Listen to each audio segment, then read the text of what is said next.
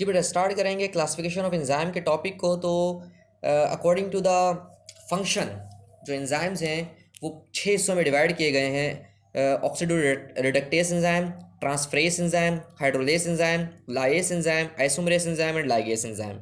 ये 6 टाइप के हमारे क्या हैं अकॉर्डिंग टू द फंक्शन, ये हमारे पास क्लासिफिकेशन है। ऑक्सीडेटिव रिडक्टेस एंजाइम क्या करेंगे बेटा, हमारे बॉडी में जो कोई भी रिएक्शन हो रहा होगा जिसमें क्या हो रही हो, ऑक्सीडेशन हो रही हो या फिर क्या हो रही हो, रिडक्शन हो रही हो। ऑक्सीडेशन आपको पता है क्या होता है बेटा, loss of electron, addition of oxygen and loss of hydrogen.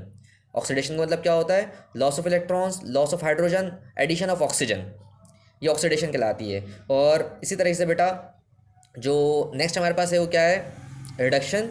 और रिडक्शन किसे कहते हैं, gain of electron, gain of hydrogen, loss of oxygen, loss of oxygen होगा इसके अंदर, ठीक है। तो ऑक्सीडेटिव रिडक्टेस एंजाइम वो एंजाइम है जो ऑक्सीडेशन रिडक्शन वाले रिएक्शन से हमारे हिस्सा ले रहा होगा। इसकी मिसाल बेटा एक हमारे पास है फेरोडॉक्सिन, हमारे पास है फेरोडॉक्सिन, एक एंजाइम है जो कि ऑक्सीडेशन रिडक्शन का काम कर रहा होता है, ठीक है बेटा। ट्रांसफेरेज वो एंजाइम है जो बेटा इसका काम एक ही होगा, एक जगह से किसी ग्रुप को निकालना और किसी दूसरी जगह पर क्या कर देना, ट्रांसफ़र कर देना। एक ग्रुप निकाला कहीं से और दूसरी किसी और सब, जैसे एक सबस्ट्रेट से ग्रुप को निकाला, ये सबस्ट्रेट से किसी चीज़ को निकाला और किसी दूसरे सबस्ट्रेट के साथ जाके मिला दिया। ये किसका काम होता है बेटा, ट्रांसफरेज का काम होता है। तो ये ट्रांसफ़र करने का काम कर रहा होता है, एक ग्रुप को एक जगह से दूसरी जगह ट्रांसफ़र करने का काम कर रहा होता है, ठीक है बेटा।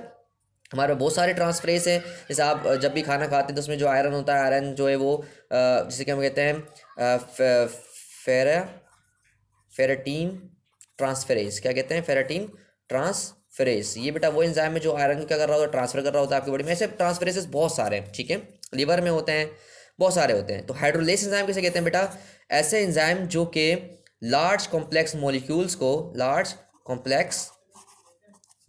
क्या करता है बेटा, ब्रेक कर देता है with the help of oxygen. Large complex molecule क्या करता है बेटा, ब्रेक करता है with the help of water की मदद से, यानी वाटर की मौजूदगी में या वाटर की मदद से ये एंजाइम क्या करता है बेटा, लार्ज कॉम्प्लेक्स को छोटे छोटे मॉलिक्यूल्स में तोड़ देता है। तो ये मैं कह सकता हूँ तोड़ने वाला एंजाइम है, ब्रेक डाउन वाला एंजाइम है, जो ब्रेक कर देता है विद द हेल्प। जितने भी हमारे डाइजेस्टिव एंजाइम होते हैं ना बेटा, जो डाइजेशन करवाते हैं, अक्सर वो हाइड्रोलेस होते हैं, क्योंकि वो वाटर के को यूज़ करके ब्रेक डाउन करवा रहे होते हैं, प्रोटीन की, लिपिड की, कार्बोहाइड्रेट की, XYZ, ठीक है।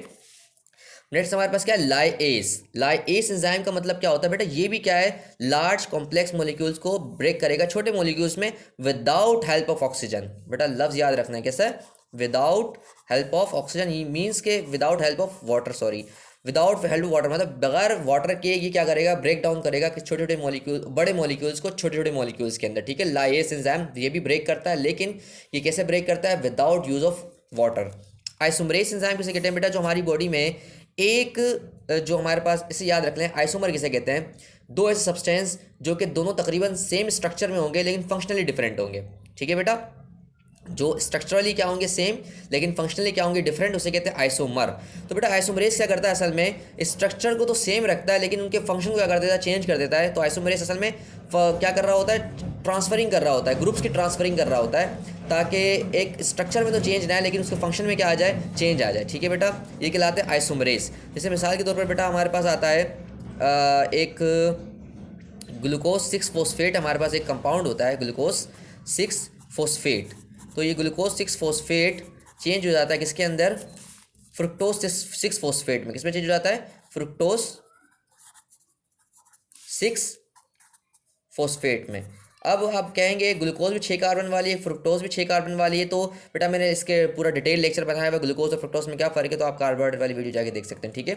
अब ग्लूकोज 6 फॉस्फेट को फ्रुक्टोज 6 फॉस्फेट में चेंज करने वाले एंजाइम का नाम है आइसोमरेज। का नाम है आइसोमरेज। असल में वो आइसोमरेज क्या करता है, इस ग्लूकोज 6 फॉस्फेट को चेंज करता है फ्रुक्टोज 6 फॉस्फेट में। ग्लूकोज 6 फॉस्फेट और फ्रुक्टोज 6 फॉस्फेट ये स्ट्रक्चरली क्या है, सेम है, लेकिन फंक्शनली क्या है, ये डिफरेंट है।